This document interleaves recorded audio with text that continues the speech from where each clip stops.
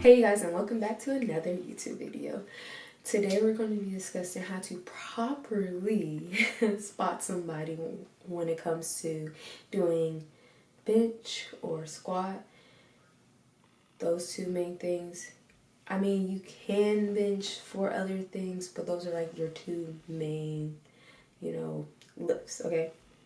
So whether you're, a male or a female, you're doing your 1 rep max, this is the time where, it's either you already have somebody at the gym with you or you're trying to find somebody to basically spot for you.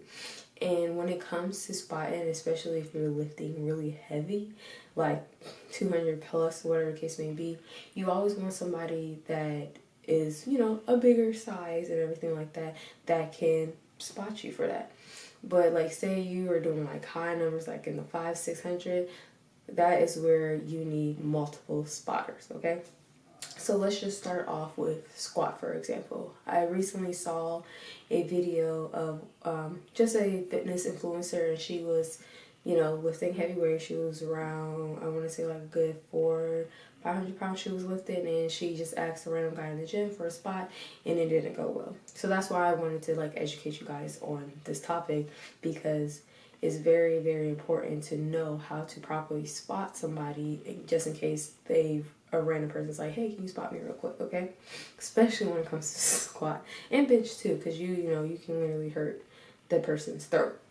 So first things first, when it comes to doing squat, I always encourage everyone to put up those bars that's on the side. Even if you have a spotter, always put up those bars. Then for the person that is spotting, if it's only one person, even if it's 2 on each side, but specifically the person that is behind you, they need to be like this. So you are here, they are here, right underneath your armpit, okay? And the reason for that is that if you go down, they can be right up under you to bring you all the way up. So when you're spotting, you need to be squatting just as low as them and coming up when they come up, okay? So it's that good motion of going down and coming all the way up. So that's important, because you don't want to be here. If they're lifting 500 pounds, nobody can curl a 500 pounds, okay? This is just not possible.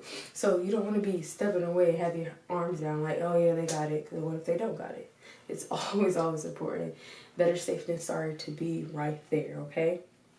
Now, when you are lifting those high amounts, that's when you need to get 3 people. So you're going to have that one person that's here, you're going to have one person that's on the side, and another person on the side. So you're going to have that good 3 spotter. So now the people that are on the side, of course, they're not going to be touching you, they're going to be touching the bar. So that's when they are going to be like this, in this position, holding the bar, but not actually holding it, but just hovering around it. So just in case you do go down, that person behind you is lifting you up as this way, and the 2 people on the side is lifting up as well, all in one motion, okay? So that is for squat. Now for bench, it really just depends. Everybody's different when it comes to this. Some people don't want you to be touching the ball the whole time, and some people do want you to touching it.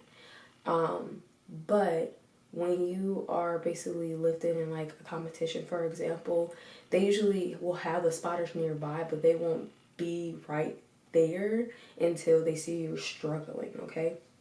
So some people, like myself, I'm going to tell you the proper way, but like myself, I want the person there, right, behind me as I'm benching, but I don't want them to touch the bar. So I want them to do a good lift off. So you're always going to lift off, 1, 2, 3, help them bring it off the bar, and then I step away, or whoever's spotting me steps away, watches me as I perform it. Now, that's where the motions come from, and what you guys need to know is if I shake my head no, because of course I'm bracing and everything like that, so I don't want to speak and lose my brace, then that means I don't have it.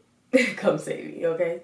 But if you see me struggling a little bit, don't touch the bar, because I'm just at that little sticky point, and then I'm going to push all the way through. Now, if I'm here and I stood and say no, and you see I'm struggling for a good minute, yeah, take it, because I'm about to press it down on my chest, and that's not good.